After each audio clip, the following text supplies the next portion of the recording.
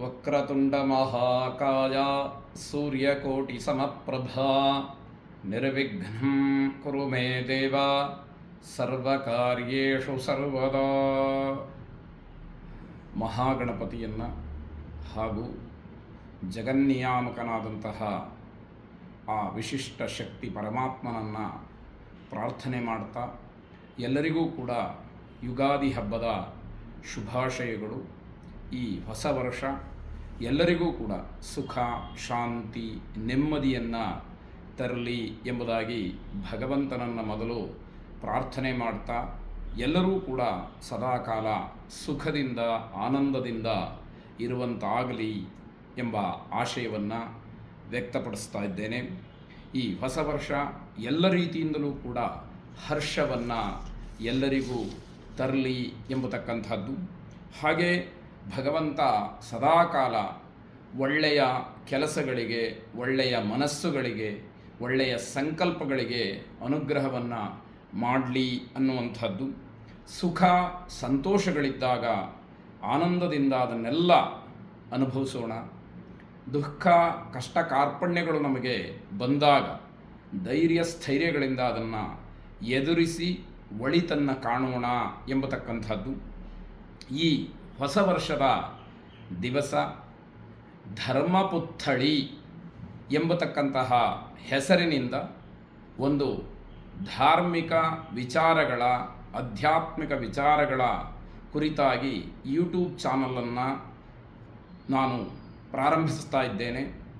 ಈ ಚಾನಲ್ನಲ್ಲಿ ವಿಶೇಷವಾಗಿ ಧರ್ಮಕ್ಕೆ, ಅಧ್ಯಾತ್ಮಕ್ಕೆ, ಶಾಸ್ತ್ರಕ್ಕೆ, ವೇದಕ್ಕೆ, ಹಾಗೆ ಪುರಾಣ ಇತಿಹಾಸಗಳಿಗೆ, ವಿಶೇಷವಾಗಿ ಜ್ಯೋತಿಷಕ್ಕೆ ಸಂಬಂಧಪಟ್ಟ ಹಾಗೆ ಒಂದಷ್ಟು ವಿಚಾರ ಲಹರಿಗಳನ್ನು ಪ್ರತಿನಿತ್ಯವೂ ಕೂಡ ಚರ್ಚೆ ಮಾಡ್ತಾ ಹೋಗೋಣ. ಪ್ರತಿನಿತ್ಯವೂ ಕೂಡ ಒಂದಲ್ಲ ಒಂದು ಹೊಸ ಹೊಸ ವಿಚಾರಗಳನ್ನು ಹೊತ್ತು ತರುತ್ತಾ ಆ ವಿಷಯಗಳನ್ನು ಆದಷ್ಟು ಸರಳವಾಗಿ, ಸುಲಭವಾಗಿ ಎಲ್ಲರಿಗೂ ಕೂಡ ಮನಮುಟ್ಟುವಂತೆ ಹೇಳುವಂತಹ ಪ್ರಯತ್ನ ಇಲ್ಲಿಯದಾಗಿರುತ್ತೆ. ಈ ದೃಷ್ಟಿಯಲ್ಲಿ ಹಲವರಿಗೆ ಇರತಕ್ಕಂತಹ ಈ ಧಾರ್ಮಿಕ, ಆಧ್ಯಾತ್ಮಿಕ ವಿಚಾರಗಳ ಜಿಜ್ಞಾಸೆಯನ್ನು ದೂರ ಮಾಡೋದಕ್ಕೆ, ಸಣ್ಣ ಪುಟ್ಟ ಕೆಲವು ಪ್ರಶ್ನೆಗಳಿಗೆ ಉತ್ತರಗಳನ್ನು ಸಿಕ್ಕುವ ಹಾಗೆ ಮಾಡೋದಕ್ಕೆ ಇದೊಂದು ಮಾರ್ಗ ಅಂತ ಹೇಳಿ ಭಾವಿಸ್ತಾ, ಈ ಮನುಷ್ಯ ಜನ್ಮ 84 ಲಕ್ಷ ಜೀವಜಂತುಗಳಲ್ಲಿ ಬಹಳ ವಿಶಿಷ್ಟವಾದ್ದು. ಇದಕ್ಕೆ ಕಾರಣ ಮನುಷ್ಯನಿಗಿರತಕ್ಕಂತಹ ಬುದ್ಧಿಶಕ್ತಿ, ವಿವೇಚನಾ ಶಕ್ತಿ, ಹಾಗೆ ತಾನು ಆಡತಕ್ಕಂತಹ ಮಾತು. ಇದು ಬೇರೆಲ್ಲ ಪ್ರಾಣಿಗಳಿಗೆ ಹೋಲಿಸಿದಾಗ ಮನುಷ್ಯನಿಗೆ ವಿಶಿಷ್ಟವಾಗಿ ದೊರಕಿರತಕ್ಕಂತಹ ಒಂದು ಅನುಗ್ರಹ.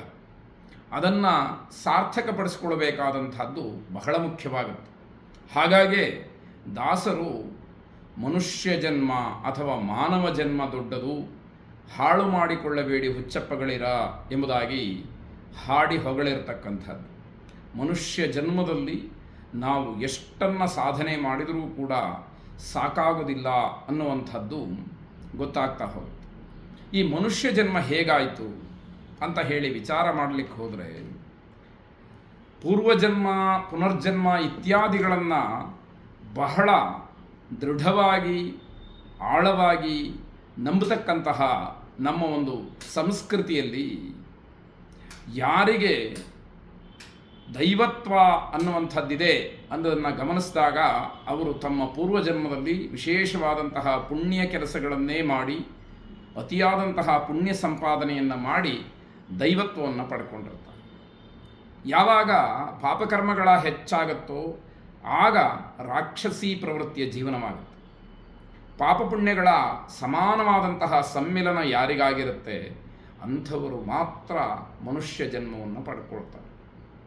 ಈ ಮನುಷ್ಯ ಜನ್ಮ ಹೇಗೆ ಆಯಿತು, ಮನುಷ್ಯ ಜನ್ಮದಲ್ಲಿ ನಾವು ಯಾವ ಕರ್ತವ್ಯಗಳನ್ನು ನಿರ್ವಹಿಸಬೇಕು ಅನ್ನುವಂಥದ್ದನ್ನು ನೋಡ್ತಾ ಹೋಗೋದಾದರೆ, ಈ ಭಾರತ ಭೂಮಿಯಲ್ಲಿ ನಾವು ಜನ್ಮಿಸಿರ್ತಕ್ಕಂಥದ್ದೇ ಒಂದು ಪುಣ್ಯ ವಿಶೇಷ ಅಂತ ಹೇಳಿ ಮೊದಲನೇದಾಗಿ ಹೇಳಬೇಕು. ಪ್ರತಿಯೊಬ್ಬ ಮನುಷ್ಯನೂ ಕೂಡ ಧರ್ಮ ಕಾರ್ಯಗಳನ್ನು ಮಾಡಬೇಕು. ಕಾರಣ ಏನು ಅಂತಂದರೆ, ನಮಗೆ ಪ್ರಾಪ್ತವಾಗಿರ್ತಕ್ಕಂತಹ ಈ ಶರೀರ ಏನಿದೆ ಅದು ಅನಿತ್ಯಾನಿ ಶರೀರಾಣಿ ವಿಭವಂ ನೈವ ಶಾಶ್ವತಂ ನಿತ್ಯಂ ಸನ್ನಿಹಿತೋ ಮೃತ್ಯು ಕರ್ತವ್ಯೋ ಧರ್ಮಸಂಗ್ರಹ ಎಂಬತಕ್ಕಂತಹ ಒಂದು ಎಚ್ಚರಿಕೆಯ ಮಾತು. ಈ ಶರೀರ ಅಂತಕ್ಕಂತಹದ್ದು ಅನಿತ್ಯ, ಯಾವ ಕ್ಷಣದಲ್ಲಿ ಬೇಕಾದರೂ ಕೂಡ ನಮ್ಮನ್ನು ಬಿಟ್ಟು ಹೋಗ್ಬೋದು. ಅಂದರೆ ಆತ್ಮ ಬೇರೆ ಶರೀರ ಬೇರೆ ಆಗಿ ನಿರ್ಜೀವವಾಗ್ಬೋದು. ಹಾಗೆ ನಾವು ಅನುಭವಿಸ್ತಾ ಇರತಕ್ಕಂತಹ ಎಲ್ಲ ಸವಲತ್ತುಗಳು ಸಂಪತ್ತುಗಳು ಎಲ್ಲವೂ ಕೂಡ ಶಾಶ್ವತವಾದ್ದಲ್ಲ. ಪ್ರತಿನಿತ್ಯವೂ ಕೂಡ ನಮ್ಮ ಸಾವು ಅಂತಕ್ಕಂಥದ್ದು ಹತ್ತಿರಕ್ಕೆ ಬರ್ತಾ ಇದೆ. ಇದರ ಅರ್ಥ ನಾವು ಪ್ರತಿನಿತ್ಯವೂ ಕೂಡ ಒಂದೊಂದು ದಿವಸವನ್ನು ನಮ್ಮ ಜೀವನದಲ್ಲಿ ನಮ್ಮ ಆಯಸ್ಸಿನಲ್ಲಿ ಕಡಿಮೆ ಮಾಡಿಕೊಳ್ತಾ ಹೋಗ್ತಾ ಇದ್ದೀವಿ. ಹಾಗಾದರೆ ಏನು ಮಾಡಬೇಕು ಅಂತ ಕೇಳಿದರೆ ಧರ್ಮ ಸಂಗ್ರಹವನ್ನು ಮಾಡಬೇಕು, ಧರ್ಮ ಕಾರ್ಯವನ್ನು ಮಾಡಬೇಕು. ಧರ್ಮ ಕಾರ್ಯ ಅಂದ ತಕ್ಷಣ ಬರೀ ದೇವತಾರ್ಚನೆ, ಹೋಮ, ಹವನ, ಪೂಜೆ, ಜಪ ಅಂತ ಹೇಳಿ ಭಾವಿಸುವಂಥದ್ದು ಬೇಡ.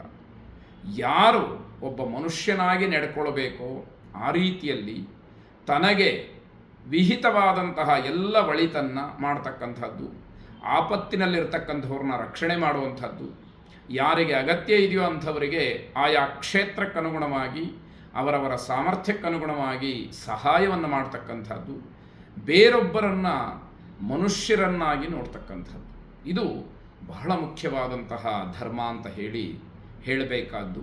ಈ ಎಲ್ಲ ಹಿನ್ನೆಲೆಯಲ್ಲಿ ಶಾಸ್ತ್ರಗಳು ಏನು ಹೇಳುತ್ತೆ, ವೇದ ಏನು ಹೇಳುತ್ತೆ, ನಮ್ಮ ಪದ್ಧತಿಗಳು, ಸಂಪ್ರದಾಯ, ಸಂಸ್ಕೃತಿ, ಸಂಸ್ಕಾರಗಳೆಲ್ಲ ಏನೇನು ಹೇಳುತ್ತೆ ಅಂತಕ್ಕಂತಹ ವಿಚಾರಗಳನ್ನು ಪ್ರತಿ ದಿವಸವೂ ಕೂಡ ಹೊಸತಾಗಿ ತಿಳಿಯುವಂತಹ ಪ್ರಯತ್ನವನ್ನು ಮಾಡೋಣ.